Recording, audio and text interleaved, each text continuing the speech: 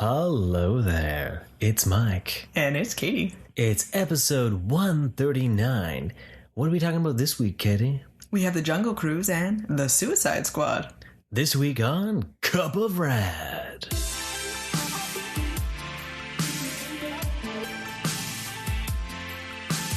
Hey, everybody. How's it going? You're going to be hearing like this nice little tinkling sound. We have ice cubes. Yeah, we have ice cubes. It's part of our new obsession. It's the new drink of choice in the Cup of Rad home. Cup of Rad margaritas. Yeah. It's become Margaritaville. Thanks, Rock. Yeah, Dwayne Johnson has put out a tequila. And what is that tequila called?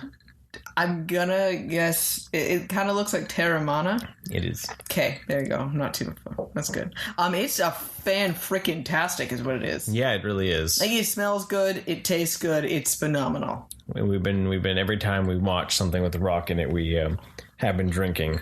And you'd be like, well, that doesn't seem like a lot, but when you find out at the end of the month, you'll know that it's been a lot. Or we've just been drinking it whenever we have Mexican food, or we've just been drinking, apparently. It's been a couple weeks, and we're almost into the bottle now, so it's not too bad. But considering we don't drink hard liquor normally, it is a big change for us. But you know what's been really nice is we are enjoying the drink. I'm not feeling sloshed. We're not taking shots of it. We're just enjoying. We're having a drink. The margarita itself. We're not having multiple drinks. Yeah, so it's just a nice simple recipe: lime, tequila, and agave juice, and agave. Guave? Is it agave or agave? Agave. I thought it was agave. Syrup, not juice. Yeah, agave syrup. Cactus. Cactus juice? Juice. That's what tequila is too. Yes. It's a double. Well, because it's all the same plant, so look at that. Mm-hmm. So nice and simple and delectable. We even tried it with some pineapple juice. It was the people's margarita. And it was delicious. Yeah. So this is the Reposado blend. So we want to try the Blanco next and try that out, kind of see which one we like more. Or if we just need both bottles in the house at all times. I think we need to just, seeing as we can't get coffee promoters, Mr. Rock. We will promote your tequila. I will find ways to put it in my toy shots. We will drink it any moment we can. We will drink it with breakfast, with your mana toast. Apparently, we are becoming tequila whores. And I was going to be so blunt about it, but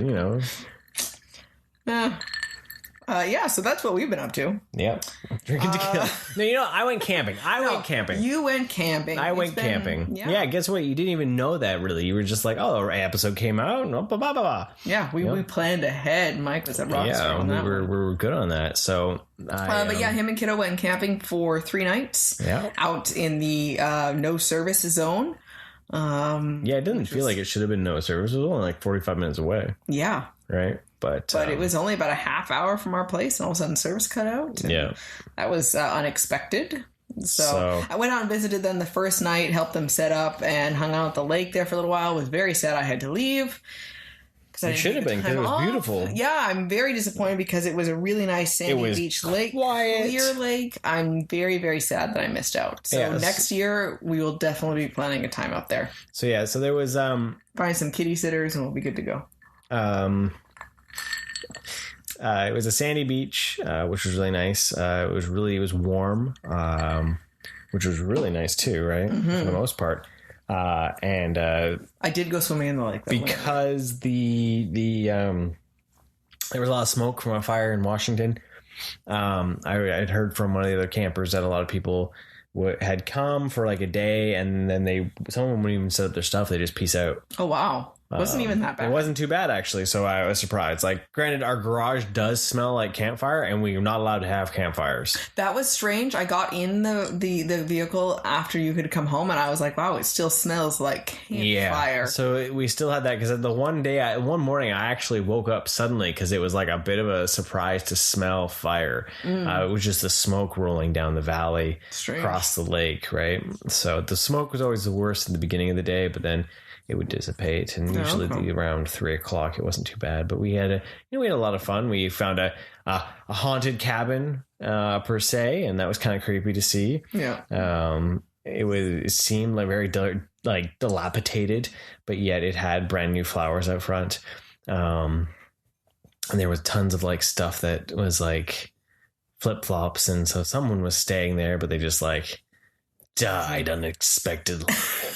So as we like walked along the beach, because also that night there was a storm brewing off to the east, the southeast, and we could hear it, and there was this lovely like pink hue over everything. Wow. It didn't even look like really, it wasn't that red, but it was like pink almost. And we were walking by the cabin, and I just kept going, cabin. And Kiddo was like, you keep doing that, you're going to give me nightmares. Cabin.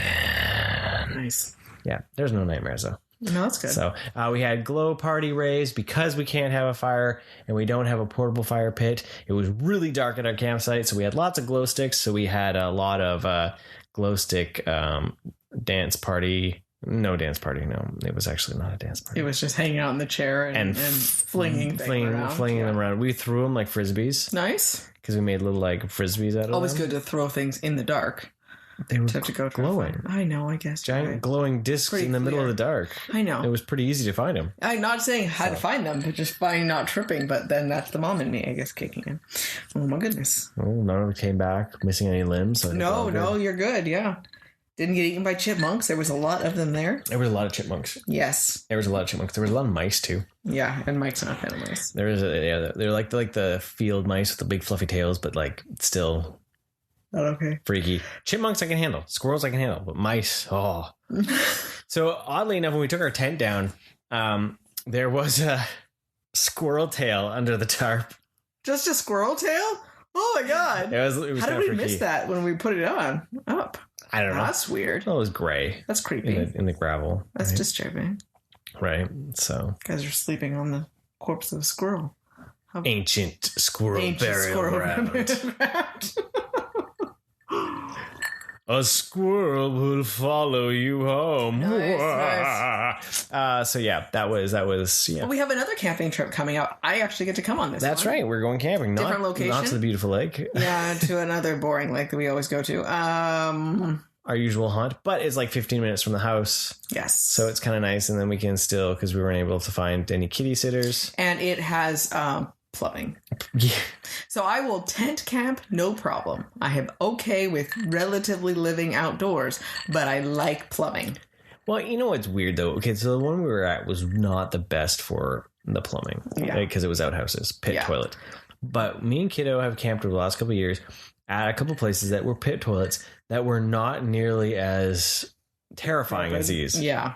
These ones were fly infested and dirty, and I saw more park people than the ones that we went to in the last couple of years that didn't have like anyone except for like once a day would roll by. And they're still, and they were like cleaner and like less flies and everything. So. I wonder because it was a smaller campground like the one last year that you guys went to, if that helped. Maybe less they actually need shitting in the woods. Yeah, they need more outhouses for the size because the campground's huge. Yeah, so I don't know if that, but that's my as much as I want to stay at that other one because the lake is so nice. There was 8 in the one we were in. Maybe they're just not taken care of. So. But I really liked that place. It was mainly I like the lake and it'd be really fun to be at. So I definitely would like to try to go up there and visit, even if we don't end up camping. It's not the end of the world to drive out there. It was a nice drive. So, but yeah, so it was fun to find a new place. I had never been out to that lake, so that was exciting. Yeah. And yeah. So next week we get to camp, and we have already planned for an episode for you guys. Yeah, you will not get left. Yeah, your ear holes won't be dry. They'll be nicely lubed. Summer is almost over, Mike. They have 4 weeks left until they have to go back. Silence. I am actually really terrified for this summer to end. Yeah. Because I'm starting a new job. Whole new level of things. Well, yeah. New job. And it's my same old job, same career, but it's in one place. versus before, which was casual, which I bounced around school to school.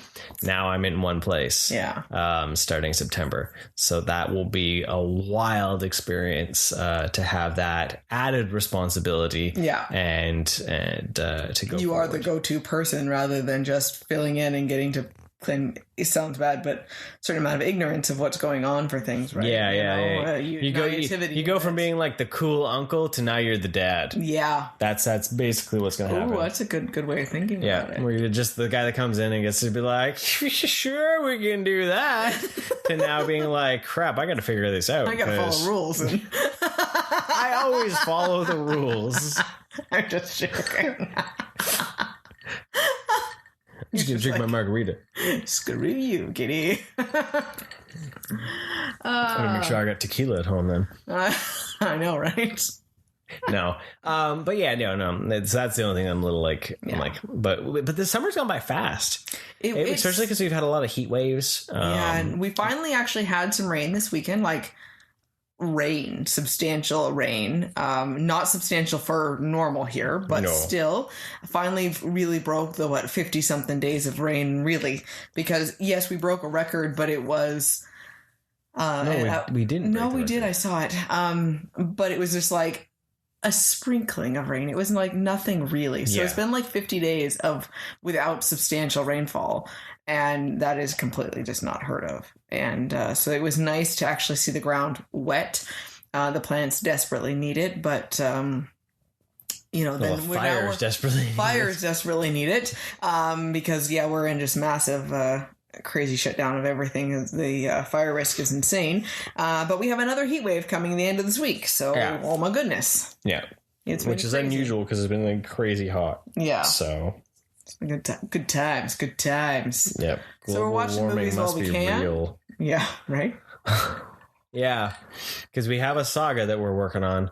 And we want to make sure we get that done before the final episode of the month. Yeah. So other than that, we've just been... There's been not a lot. There's been no new toys. We watched some Thundercats Roar. We had finally got a couple last episodes we hadn't seen recorded. So that was kind of fun to have a extra surprise new little cartoon. And we've been watching Owl House. Yeah. So that's been fun. And of course, Bad Batch.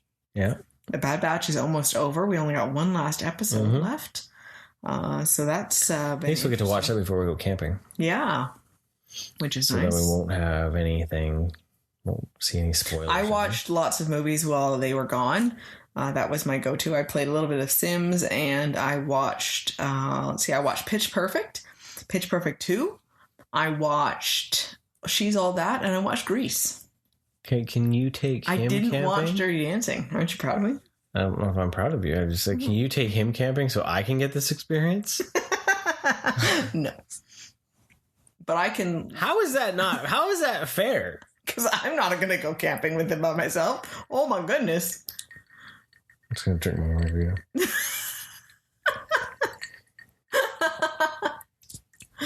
I know. I haven't had a break from him. From a child. I'll have to find another way to find him to give you a chance to. Because even when I've hung out with my buddy a couple times, we've been here. He's just here still, right?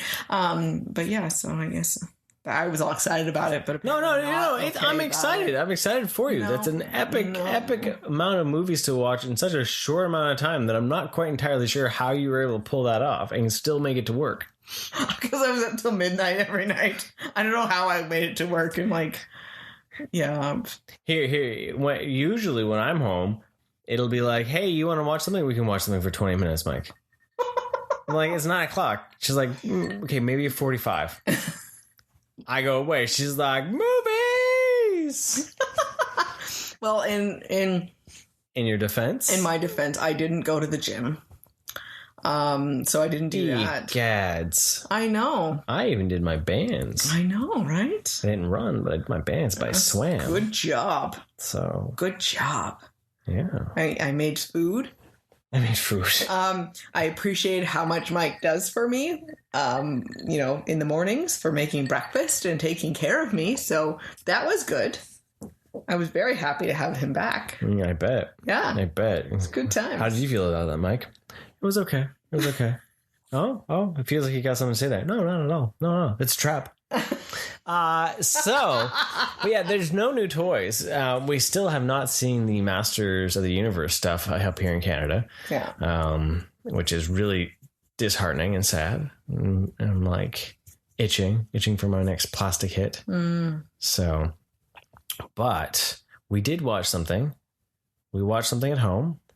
We got to watch on Disney Premiere Jungle Cruise. Now that also ties into why we broke into Mr. Dwayne "The Rock" Johnson's Tequila. Mr. Dwayne "The Rock" Johnson's. Yeah. Yeah, we're like, you know what?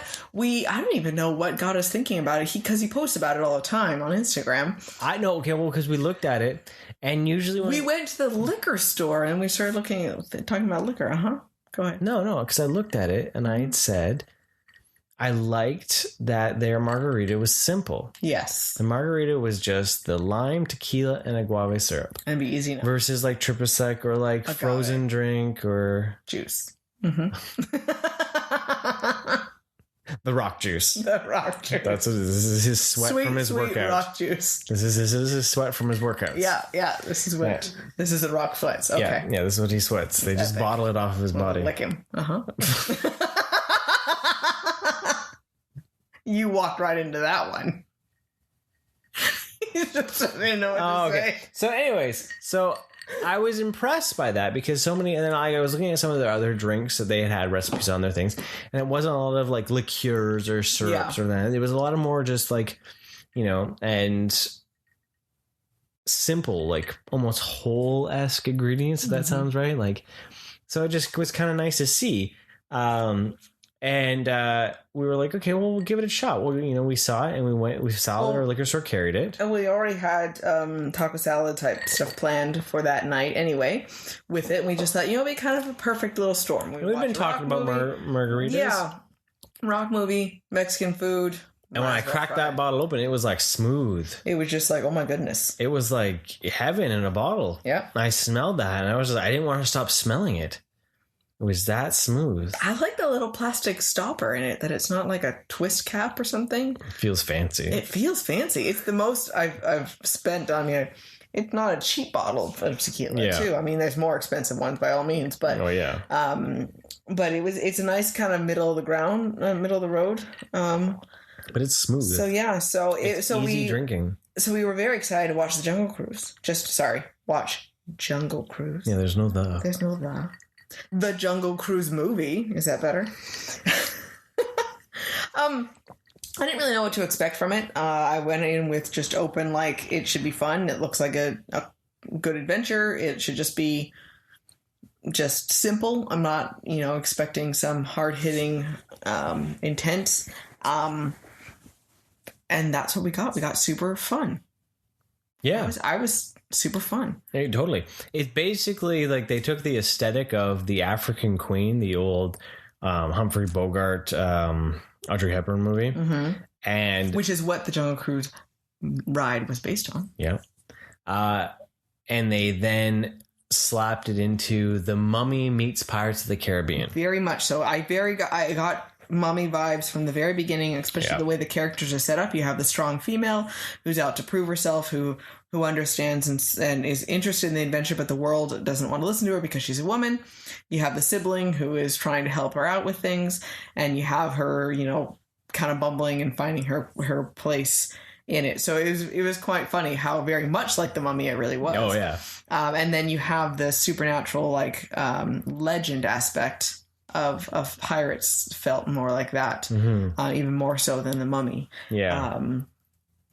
So yeah, because it really feels like it easily could have been a discarded pirate script, because it deals with conquistadors, so it's in the Amazon rainforest, and it deals with exactly, especially with how pirates had the Fountain of Youth. It could have just been a different version of another Pirates movie. Yeah, for sure. Exactly. I absolutely loved the delivery of the lines from The Rock. Mm-hmm. his character, Frank, the skipper, his corny puns just played perfectly for me. I felt like I was on the ride again. Yeah. And that was the most fun, exciting thing that I wasn't expecting. You know, I was worried that it would kind of play off in a weird way. Like, I didn't really know what to expect, but listening to him, it felt so natural and it didn't feel like it was forced. Yeah. But it also, like, he would say things and I'm like, oh my God, he said that joke. And I would laugh out loud like you do on the Jungle Cruise, even though you know every He said joke. the line. He said the line. You know every joke and you know they're corny as hell, but they still make you grin. They're the ultimate uncle jokes. Right? And he did such a great job and it made me so happy. Yeah.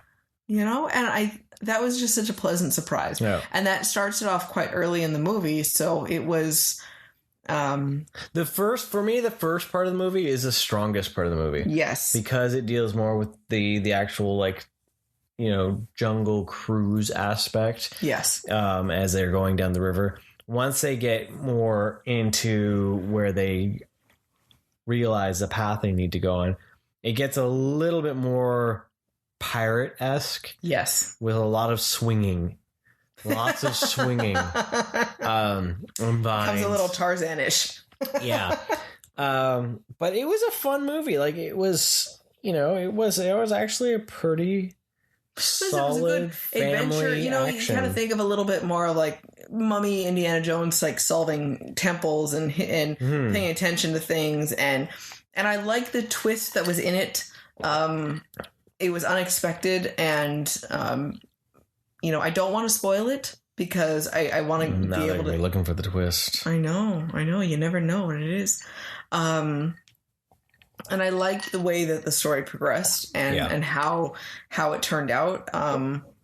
I liked that. I'm sure, unfortunately, it's probably online as a spoiler now, but before the movie, it was not on there, and I liked that we didn't have an inkling for anything like that. So, no, they didn't. So that they didn't have any of that in the marketing that we saw. No. And that was really exciting. So I think, you know, they both did. Emily Blunt and Dwayne Johnson did a wonderful job playing off of each other and having that bickering back and forth, but not to the point where it was obnoxious. Yeah. You know? Yeah, it was one of those ones where I had enough fun watching it that I would watch it again. I'm not disappointed that we paid for the Disney premiere for it. Yes. Well, you know, when we were talking about it just now, I'm like, I'm kind of like, I would watch it again. Like, well, you can. We can, because Disney Plus rocks. Because the Premier Access allows it for 3 months until it's on there as regular service. Yeah, so we could watch it again as we drink our margaritas. We'll have to get another bottle, though. Oh, darn. Clap 3 times. If you think couple rides, you get another bottle. I can somehow hear that in the distance. Right? Isn't that fantastic? Huh. Wow. Isn't it? That was pretty awesome. You're all so loud. I'm just going to drink the rest of my margarita. So by the way, it's a double. It is? Yeah. Or he didn't even know how much tequila he put in it. Oh my goodness. I was having fun tonight. Apparently. I was having fun. So would you recommend the movie? I thought a lot. If you like The Mummy and Pirates, I think you'll find this to be a very enjoyable film. It doesn't have too much scary for young kids. Yeah. So it's definitely something Kiddo really enjoyed it. Yeah. That, you know, in that preteen years could really enjoy. There's a few spooky moments with, like, the conquistadors that are made out of, like, the bees and the snakes, but there's nothing that's so terrifying that you're just like, oh my goodness. Yeah. If you could handle the idea of pirates and that type of stuff. Yeah, any of the Pirates movies, then you'll be 100% fine. Yeah. Or any of the Mummy movies, right? Yeah. But yeah, no, I enjoyed it. I would say like it's a 7 out of 10. I would go there. Like a 7 out of 10. Like, it had some problems for me, only because, like, the CG wasn't the best in, like, the latter half of the movie. Oh, okay. Especially when they started swinging on a lot of vines. You know what? The CG has to be really terrible for me to notice it. You have much faster eye perception. It just looked a little bit more cartoony, right? I know, but, like, it has to be, like, terrible for me to notice it. So if I notice the CG is bad, Lord help me. Like, it's terrible. But most of the time, I'm like, it's great. Well, that's fine. I'm glad. That's a good thing, though. That you can just enjoy it. But I do agree that the first half of the movie is definitely stronger. Got a little bogged down with a little too mythology. Yeah, I mean, it was fun, but it definitely had a different tone to it because the first half is a perfect kind of, because then more nods to the actual ride. It has a little bit more fun on that, a little bit more adventure, and a little bit more humor. Yeah. It becomes less humor as it goes on, but that's the progression of the characters. They don't have the same quippiness because they aren't hating each other as much. Right. So that's part of it, right? Yeah, totally. It's impressive entry from kind of a middle of the road horror director, right? I was surprised because I looked up the guy that directed it, and there's a lot more like The Orphan and things like that, like horror movies. So kind of came out of nowhere. Yeah, I was like not expecting it. Nice. But yeah, no, I'd say it's pretty fun. Like it's worth either if your theaters are available and you're able to go, or just get it on Disney Plus because you can watch it multiple times then if you like it. Yeah, right. It works. I would recommend going and watching it. Yeah, like I think I actually enjoyed it more than Black Widow. I think I did too because it was a nice, like, Black Widow was good, but this one was that more light, summery, enjoyable, kind of fluffy. Yeah, like if theaters were running and you were going, it would be like you went and got some AC and some popcorn. You came out when you're like, this is kind of fun. Talking about it right now, I'm like, let's go watch it again, and that's a good thing to be able to say, right? So that's good. So what else did we watch, Mike? So we finally headed back to the theater. I conceded. Yeah. Because this was one of my most anticipated movies. Yep. And it was a film that was not offered as an on-demand option at this time, at least. So thankfully our theaters are open. Yes. And we made our way to go see James Gunn's newest comic book film, The Suicide Squad. Yes.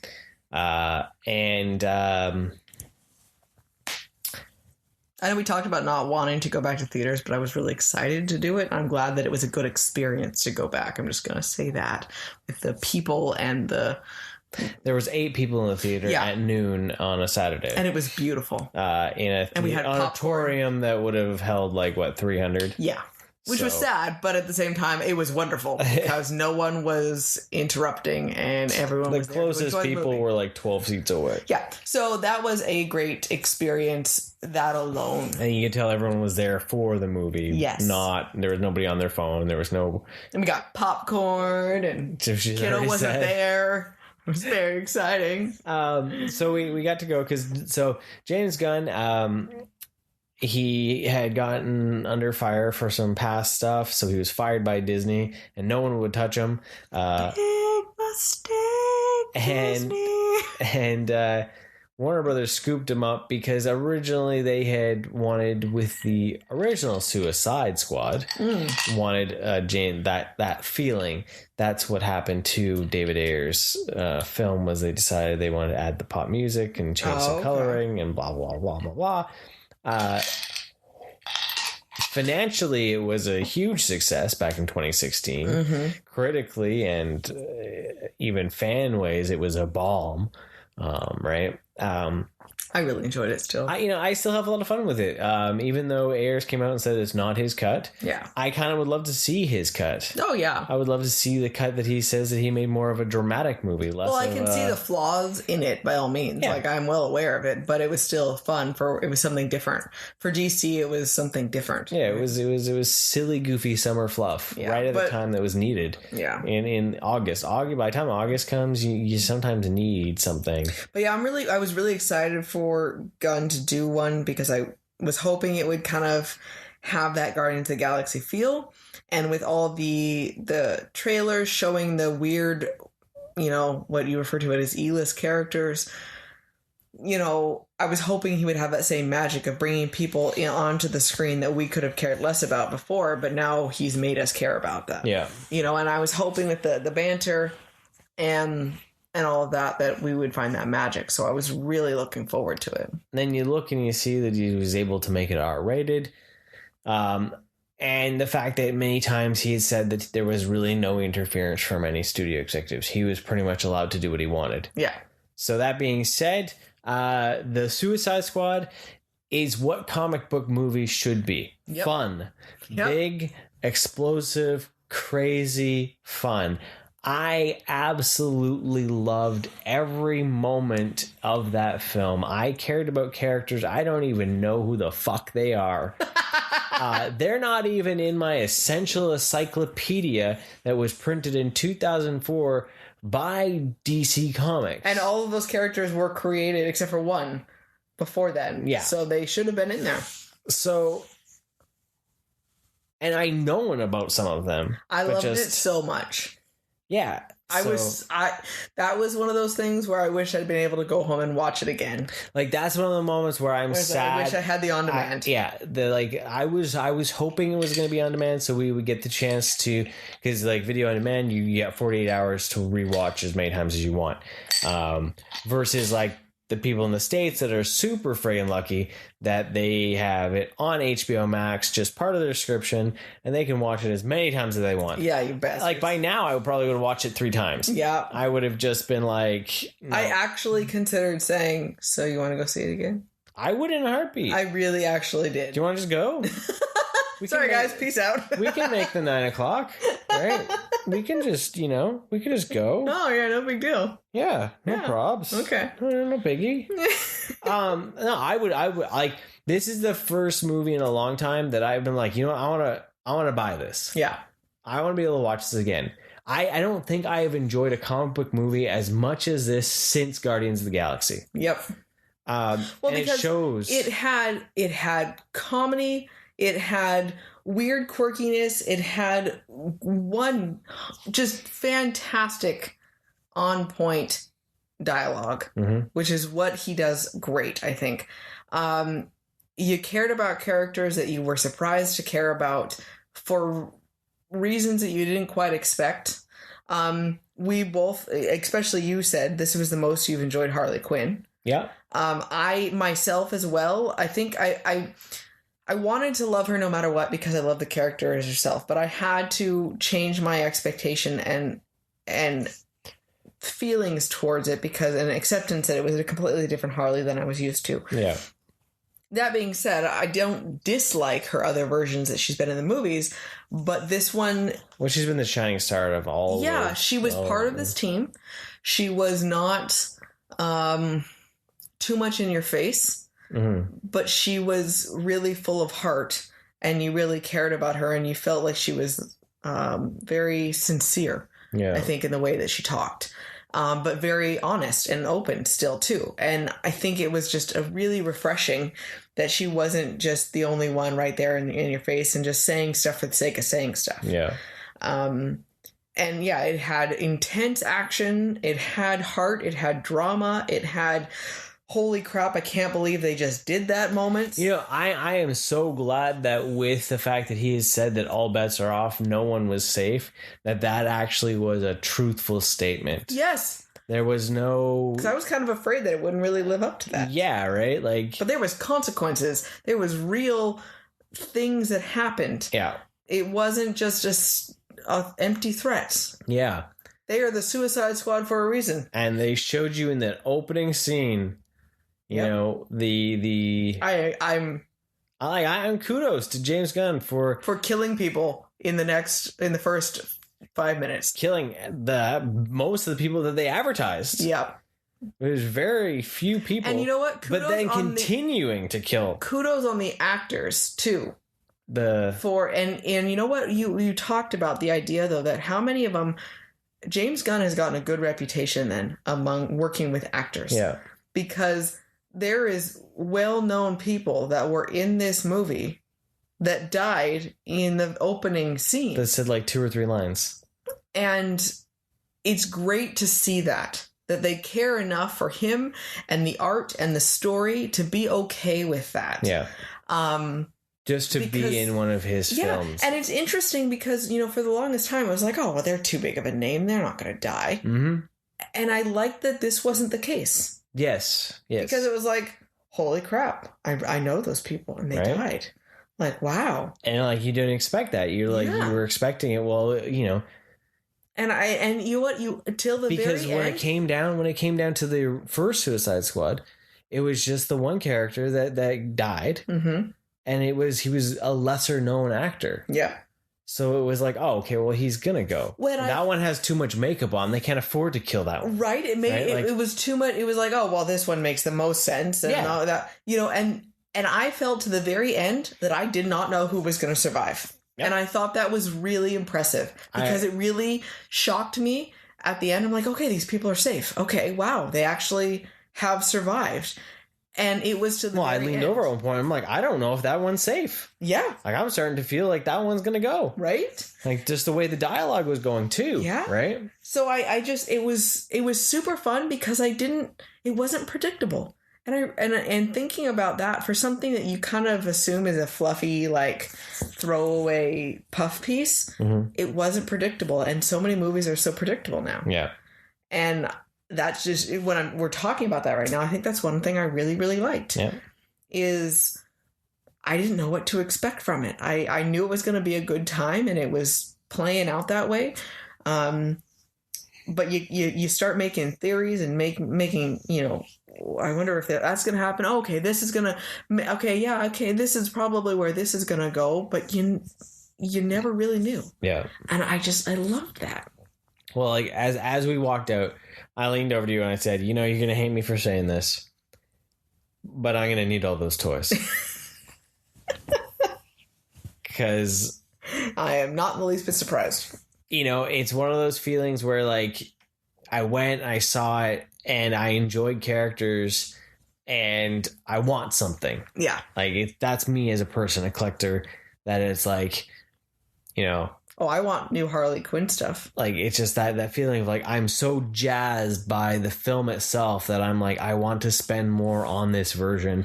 I would like to have something from it. Yeah. Right? And well, like, so I have a big Harley Quinn pop collection. Like, I have to get everyone that they have now, right? So we had already gotten one from one of her versions, but I need to get the one with her dress as well. Like, now this just has to happen because, you know, that is such an important costume in the movie for it, right?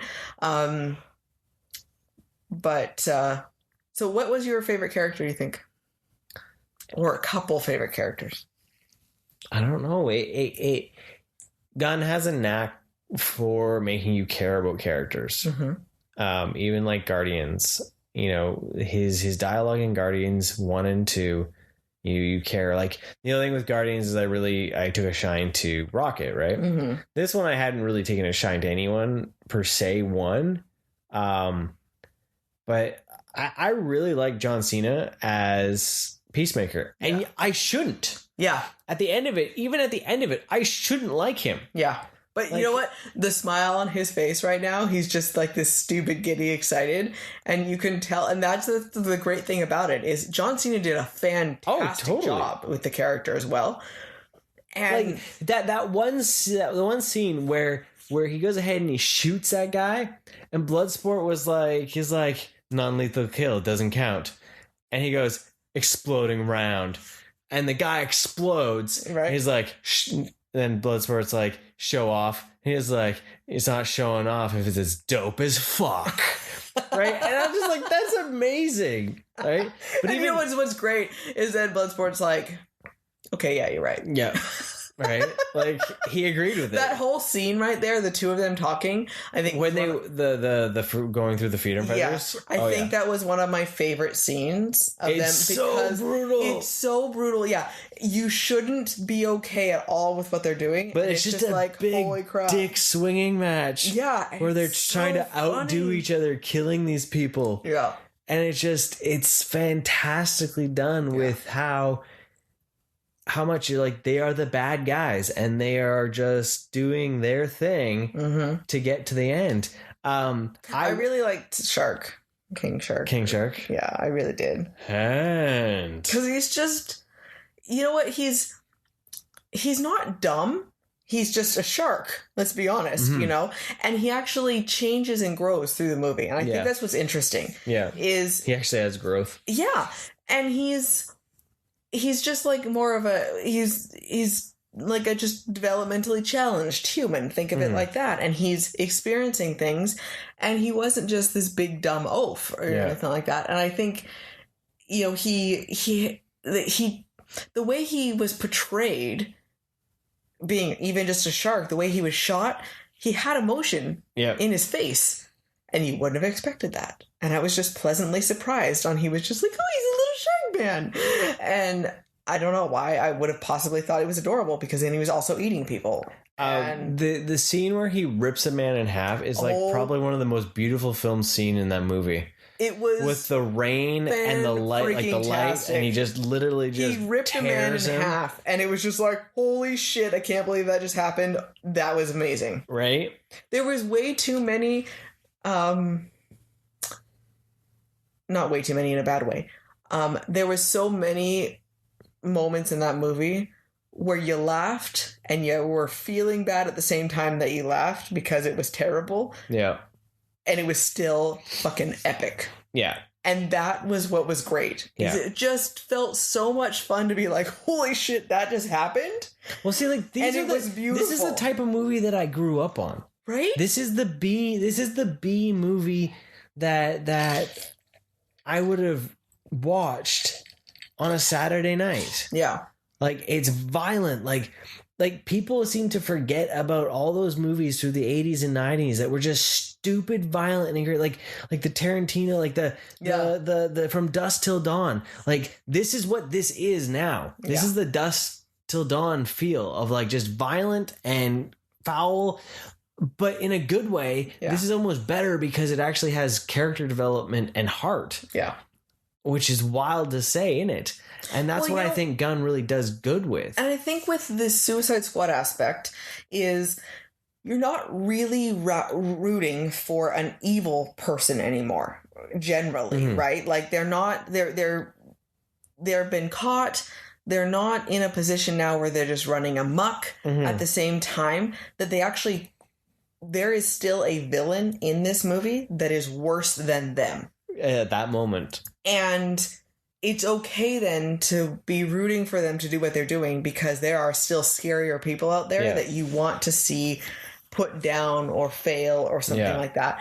So it's nice because they're not just all bad guys. It's not just a complete gray area. Yeah. There's a little bit of black and white in this with it, right? But just enough of that gray area, like say with Peacemaker, you know, and it's not okay with how easily they kill people. Yeah. I understand. But he did a great job setting up that story where it's very clear that what, you know, they're fighting against is also not okay too, right? So I just really well set up. Yeah. And I really liked Idris Elba as Bloodsport. He did a great job. Like, I think this is the most I've ever enjoyed him as an actor. Yeah. Because he brought so much more to that character than I've seen in some of his acting. Usually he's been very, very somber and solemn in a lot of the stuff he does. Yeah. More quiet. This was really cool to see him play a more zany character almost. Because there was moments where he was definitely like, I love his sarcastic delivery of things. Yeah. But he also smiled still. Yeah. He laughed about things and he was having a good time. Like that whole scene in the bar when they were all just having a good time. Yeah. It was like, wow, this is like they're relaxed, you know? And like that scene with his daughter was hilarious. Oh my God, it was great. And I kind of teared up at the end with the daughter too, by the way. That's just like, that's what you want to say. Yep. That felt like real life right there. You know, as much as you don't because it's horrible, but like it just like you as a parent, some moment you just know that that's what you want to say. Yeah. You just want to just yell, fuck you. Right? And it was just like, I was watching that and I was just like, yes, kudos. Right? They actually showed that because it made sense. They were just screaming back and forth at each other, and it's like, yeah, there was some real like rawness to it. Right? Yeah. I agree. I'm not off topic with that. One of the things I love artistically in the movie was the use of, instead of just putting a subtitle type line of saying like text on the screen of like when they were changing back and forth, or what was going to happen in the next chapter, they treated it more like a comic book, and it was created as part of art in like the frame. Mm-hmm. So when they one of them was like a wave came off the shore and the trees, the branches on the beach spelled now. Yeah. And or even not just the time jump, but Operation Jotunheim. Yeah. And then then they changed it, and the fire goes out. Yeah, and then the smoke's at Operation Harley now. Yeah. And so it was a great way of seeing. It was like you were seeing a comic book come to life with that. Yeah. Because I think the most skillful one was the wreckage that the Jotunheim wreckage, right? Right. With like the and then as the camera panned up, then it went from being a word just into the wreckage. Yeah. Right. Like, and I think with something like that, it didn't need to be done. Nope. Because it would have been so accepted for it to just be written on the bottom of the screen, but it was just so artfully done, and it was so fun to see it like that way. Because you can see that it would have been something like in a comic book would have been written like that. And I think that just was really, really cool. Yeah.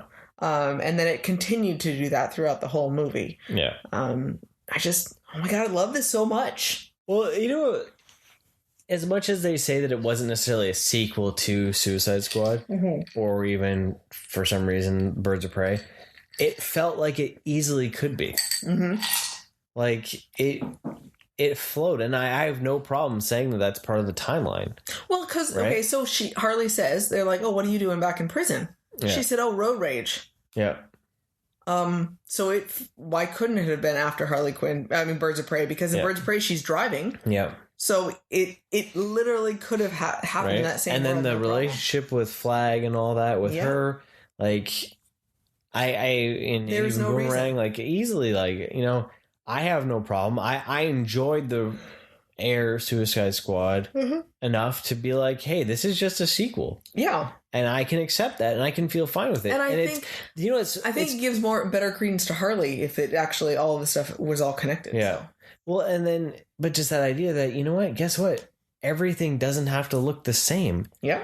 That's the thing. Is like people complain so much about the Marvel, like, oh, the Marvel movies are all the same. They're all the same formula and all that. Right. So, but now we have three movies that feel completely different from each other. Mm-hmm. But like, well, what's going on, mm-hmm. right? And it's like, well, then respect the ability for change. Yeah. And you know what? Each one's telling a different time. Like, think of it literally as a different writer and artist. Yeah, did a six issue run, mm-hmm. and now there is a different team doing a 6 issue. Like, that's all you have to think about with these mm-hmm. movies. If you think of it in the terms that these are, they change artists all the time, writers and comic styles and everything. I think it was fun seeing all the characters have their own amount of development through the movie. Mm-hmm. And also the way they would react to things. Even some of the bad guys, like there's a couple moments that were very cringeworthy for me, that were hard to see, but at the same time, I can understand the depth that they're providing to the character and their explanation as to, okay, if I take that they're doing this because they don't care about this, and they're trying to get rid of this, and so you can find actually an impressive amount of layers in this. And that's the beauty of, he used the whole medium to be able to express this. Yeah. You didn't have to be told exactly how each character was feeling. Yeah. He used the beauty of pictures to be able to show us in an action or in a design or something like that what was going on with the characters. And I think it just shows what a great filmmaker he really is, and how much he really cares to develop these characters, and how much of a fan he is of the source material. Yeah, like I'm just, normally, I know most of the time the DC movies, DC in general has a better layered, different levels of characters, only because they're, I think they're a little bit more mythology-based feel for characters in general, but I hadn't really felt that too much in a lot of their world, right? And I think this one, it just, because it's not the characters themselves, it's how the movie was presented and the artistic aspect for it. And it really, truly felt like a comic book come to life. Yeah. And I think that's just so refreshing especially for DC. Oh, totally. Right? Because the Justice League movies, Superman, all that, they didn't feel like a comic book come to life. No.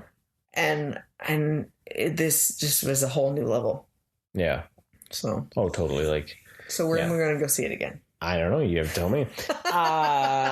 But that's the thing too. Like, I feel like everyone got a decent amount of screen time. I didn't feel gypped about any characters. Yeah. You know, like sometimes with the Avengers movies too, even the Justice League, not every character got really more equal screen time, and it feels like each of them were divvied out for where they were on their list a certain amount of screen time, and you were able to get a gist of who they were, and where they would go. You know, like I love the fact that they introduced Bloodsport with, you know, he was trained by his father, and anything in his hand is a dangerous weapon, right? And then you go to the next scene pretty much after she recruits him to actually do what she wants. Yeah. And here's your teammate. This is Peacemaker. He was trained by his father, and anything in his hand is a dangerous weapon. And Bloodsport's like, you said we were all unique. Yeah. Like he's like, he's like, I just do it better, right? Like, right. So, you know, they continued to have all those moments throughout it, even like with King Shark and Ratcatcher. I really enjoyed her. Ratcatcher was the heart of the team. Like, you know, she brought something like, I hate mice, I hate rats, but I was okay with Sebastian.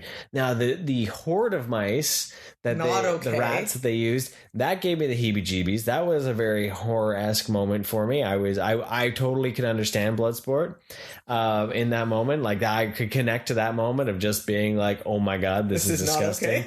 Keep that rat away from me. Yeah. You know, so, you know, and then Polka Dot Man, you feel sad for him. I had no idea that I would care at all about him. Right? I figured he would just be like joke or a tag along or something to make fun of, and that would be it. Yeah. But he wasn't that. They didn't mock him and make fun of him, really.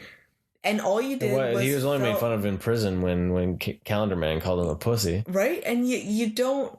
You feel come to my kid's birthday party?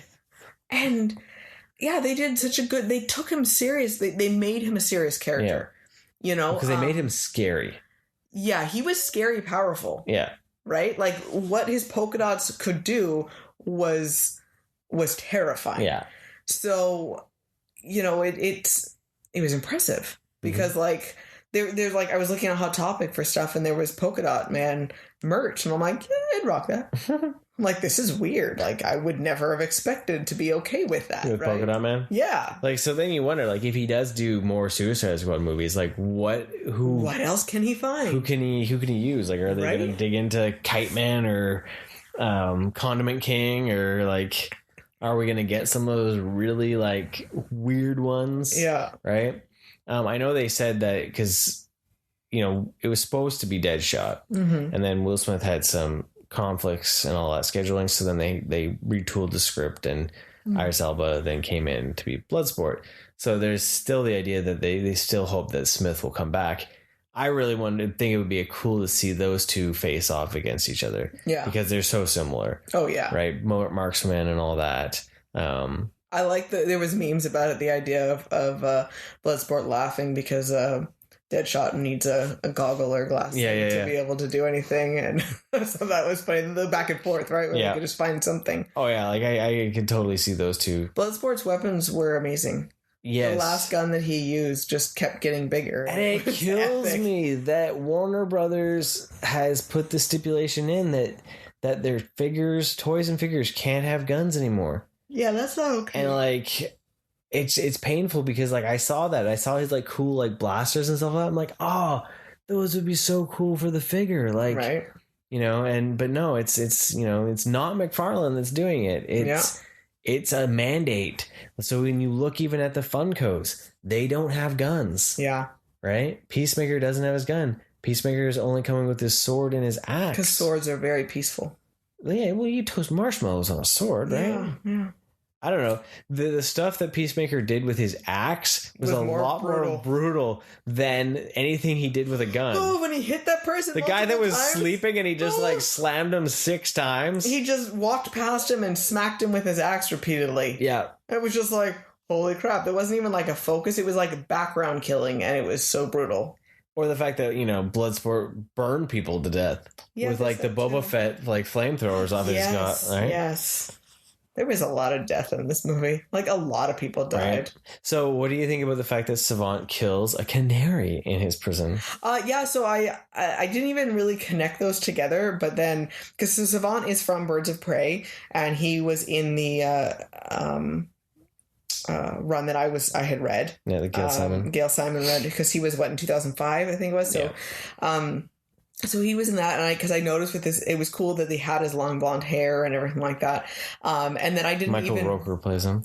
Put that connection in, and you had said it afterwards, the idea that he killed a canary, and I was like, that's really. You were just so horrified that he killed a bird. Oh, right? I was totally more, and I saw it happen. I was like, he's going to kill that bird, and he did. And then there was a part of me that was like, well, that's really impressive of what he was able to do, because even though it was terrifying. Yeah. But then, so there's that. And then when he does eventually die, then the idea of the canary actually goes and is starting to eat him. Yeah. And I thought that was some good karma justice. And it was an awesome nod to the fact that he was in Birds of Prey. And he was that villain. And that was super fun. Right. So see, now they just need to have the Birds of Prey movie where he's in it as a bad guy. Like, you mean actually do Birds of Prey they should do? That one? Yeah. Yeah, wouldn't that be nice? Right? Yeah. That would be pretty awesome to see. That's what they need to then use this as like a tipping point, as like to find different those characters and use the actors again in something, make him a bad guy in a Birds of Prey movie. Well, you had said that Idris Elba would have liked to play a movie where you see why he's in prison, because it says, Waller says he's in prison for putting Superman in the ICU from a kryptonite bullet. Well, let's watch that movie. Yeah. I want to see Superman being taken down by that. Right. Why not? So we have a bad guy. We have Superman can be a good guy. Imagine that. Yeah. And let's see that. Right. So. Oh, I totally agree that there's they could definitely, but I know Gunn had said that his original pitch was to have the Suicide Squad trying to take down an evil Superman, but because that they weren't able to have a Superman at that time under contract, he didn't want to cast someone new for one movie. So they took down an evil starfish, an alien starfish. They brought Starro in, which is fantastic. So we haven't even talked about the fact that, Starro was there. And that's not even actually their mission. No, it's not. It was just a side, like, holy crap, oops. This had now to be the only thing that I wish that had happened in the movie was when Starro gets out and starts running havoc and Waller's telling them to stand down. I wish they had been able to throw in just a simple line of, you stand down, your mission's done, get out of there, we'll contact the Justice League. Yeah. I'm acknowledging the Justice League will take care of it. Yes. I think that because the fact that they've acknowledged that Superman's in this universe. Because Superman would be the one to take. And of course, if this had been happening, it was on the news, Justice League would have been down there in a heartbeat. Right. So, like, even if it was just the idea where the same play out, the squad ends up saving the day. Yeah. No problem with that. But like just that name drop, I think would have just been that idea of that there's still part of that larger universe. Yes. Right. Because of the fact that Starro was one of the main villains. He was a Justice League villain in the beginning of the league. Like it's one of the first times they really all get together, right? Is to take down Starro. Yeah. Right. And that's the thing of just even like Birds of Prey. Like there's no mention of Batman. Like we talked about it before. Like you don't have to show Batman. Yeah. You just need to mention, but just acknowledge that he exists in that world. Like with Birds of Prey, just that idea of like, why is the Bat letting Harley blow this shit up? Oh, he's out of town. Yeah, like, just leave it at that. You know, he's off world. I don't care. Like, but even like that's that idea of like, well, yeah, because as I say, Superman should have been there. If just the idea of like, we'll just let the Justice League. They'll be there. They'll take care of it. Like, stand down, let the Justice League take care of it. You get out of there because you've done what Waller wanted, right? Like, and Waller was scary in this, right? Like, she was badass, scary. You don't want to cross her. Like, she was scarier in this than she was in the first one. Yeah. She was off her chain, you could tell, though. Like, yes. She had given way too much power and control. Yeah. So you could tell there had to have been more missions. Yes. That have happened. That she's been successful at and had just decided that she knew the best for everything. She played God. Yes, very much so. And that was impressive to see. Right. So he did a good job of really reminding why and maybe that's why is because there is no Justice League. Maybe.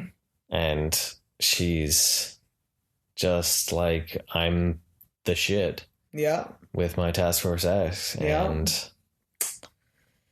so, but yeah, that would be. What'd you think of Weasel? Freaked me out every time I saw him, but he also made me laugh at the same time. Like, what kind of dog is this? It was a werewolf. You set me next to a werewolf. We have a werewolf on the team. Yeah. Every time I saw him, it was. Of course, James Gunn had a furry little rat creature in here. Played by his brother. Which I figured was played by him.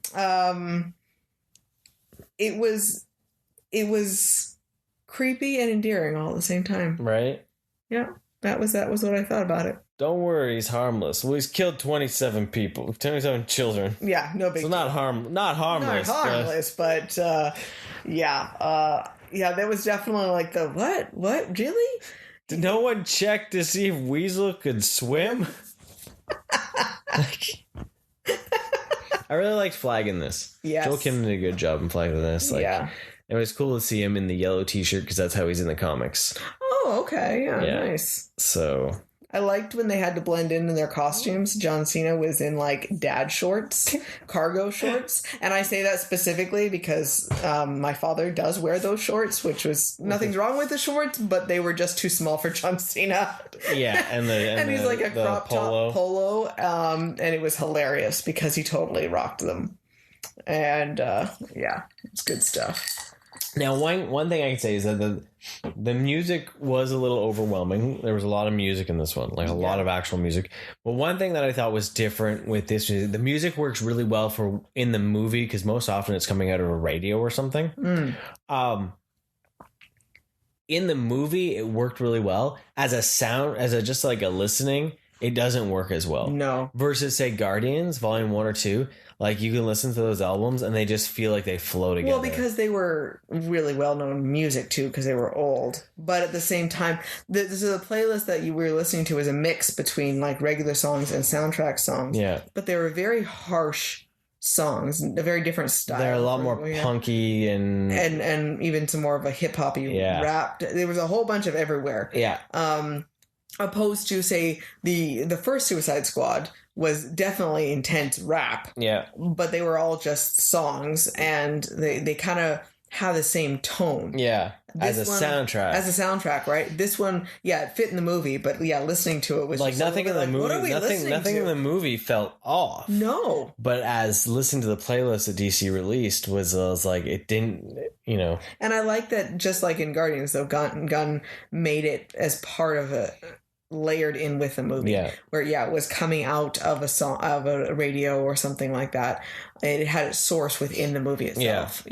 I like, because I saw an interview with John Cena that he said basically the idea that Gunn knows the beats when he directs it, like to the point of like, this song will be playing from blah blah blah, like 1 minute in till 1:30 in during this moment. Like, he apparently says that to the actors on the set, so they have reference to even the music that's going to be used within that moment, right? That's so it shows how him... integrity. Yeah, well, because when he writes the scripts too, he plots the music out. It's not like an afterthought. It's like, that's cool. You know, so it shows how much music is part of his being as a person as well. Yeah. Right? That's no wonder his stuff speaks to you, because that's how I think you live your life as well. You like that too. One music song at a time. Yeah, right. So I can't say enough good things about this. Oh, I absolutely loved it. I absolutely love it. I'm excited to see what happens, what Gunn does next, whether it be more DC stuff or his own stuff. Yeah, I know Guardians is the next thing. They finished with Peacemaker. Peacemaker's supposed to be coming to HBO Max in January. I'm sure you'll be all excited about that. I will be very excited over that. I'm excited to see. You know what? One thing I'm excited about is I would love to be able to get the Peacemaker figure from McFarlane, and then hope that McFarlane is still making DC product when Black Adam drops, and get the Dwayne Johnson Rock. Nice. So I can have Peacemaker and Black Adam face off in a shot. Nice. I think that would just be hilarious. Yeah. There you go. But no, I look forward. I really like Gunn's work. It's the most fun I have with superhero stuff. I think it's just because it's quirky. It's different. I said to you, it's not going to happen. But I would love to see him tackle the Toxic Crusaders. Yeah. I think that he could, if he was allowed to go R-rated versus making it the kids' property like the cartoon was, I think he could have a blast with that, because he would bring the cartoony goofiness to it. Yeah. But also the horror of the fact that these are mutated, radiated humans. Yeah. That, really shouldn't be alive. Yeah.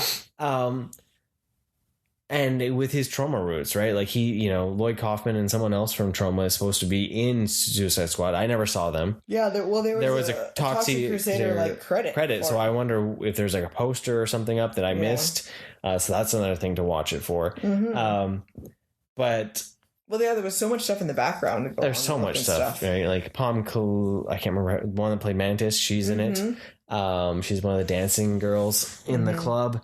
There's just lots going on. But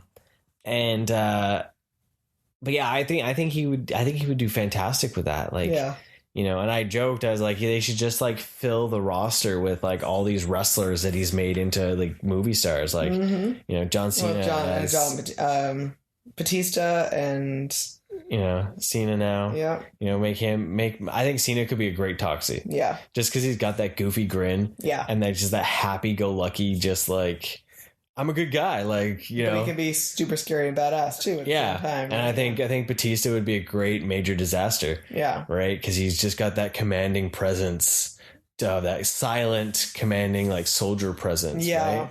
Like, have him all decked out with bushes and stuff like that. Like, yeah, then we just gotta find the Rock in there and we'll be good to go. Get his brother to play No Zone, because I couldn't figure out who to get No Zone. We always gotta have him in there, right? So, but that's what I want. I want to see that. I think that'd be hilarious. But, but yeah, no, I really like the Suicide Squad. I'm excited to watch it again. It's gonna become one of those, like, I think it's probably my favorite DC movie right now. Yeah. Like, it's one that I could watch again multiple times and just have a good time with. Yeah. Right, because it's just it's the stuff, and maybe it's because I grew up with those B movies. Yeah.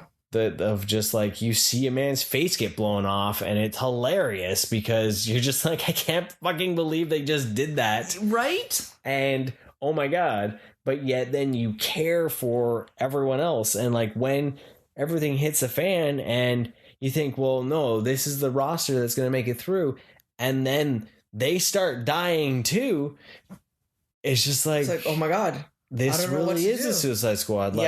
Like I actually could feel myself feeling emotional when things started switching. Yeah. When the extra hook happened. Yeah. Right? And I was just like, but I was liking him. Yep. Right? So.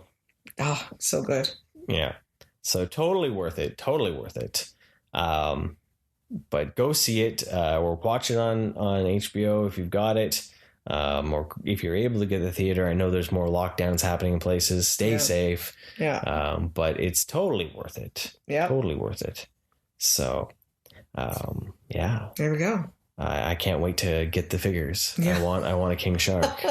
I know specifically. I want King Shark. I want to go buy clothes. I want Bloodsport. Yeah. You know, like I need some updated Harley Quinn clothes. See, McFarlane needs to come out with a wave 2 with Flag and Ratcatcher too, right? Yeah. Like, so because I only have like Suicide Squad Harley stuff. I need the Suicide Squad stuff. I need to be able to have. I have my property of Joker, and now I need to have the Live Free Die Clown. Okay. Yeah, you live that life. Yeah. You have to go back to the blonde now. White and red tip, and yeah, I know. No more tanning for you. I'll go back and do black and red hair. Yeah, that'd be good. Dare ya. Double dog dare ya. I joke with Katie that I want to start hitting the gym again, and I'm going to be Peacemaker in his tidy whities for Halloween. Yeah, that's what's happening. Yeah. And just stand there. Yeah, it's going to be good times. Are you in your tidy whities? Racist? Okay. But we should let you going about your day and whatever, and go watch the Suicide Squad. We'll be camping this next week, but surprise, surprise, next episode, we have a very special episode for you, a pre-recorded episode. A good friend of mine came over and we shared some coffee. It's actually a coffee episode, not an alcoholic episode. Next time he comes over, there'll be margaritas involved. But Jesse, Mr. Hollywood, is joining us on our podcast for 2 episodes. Yeah. We've got a part 1 and a part 2 coming up. Because they just didn't want to stop talking. It's going to be filled with nerdisms of Marvel and other things. And also you'll get to find out why I call him Mr. Hollywood. So thanks for listening and stay rad, dudes. Thanks for joining us, everyone. Have a wonderful day. Thank you for listening. Want more rad content? Follow us on Facebook, Instagram, and Twitter. And don't forget to subscribe, rate us, and leave us a review. And remember, be excellent to each other and party on, dudes!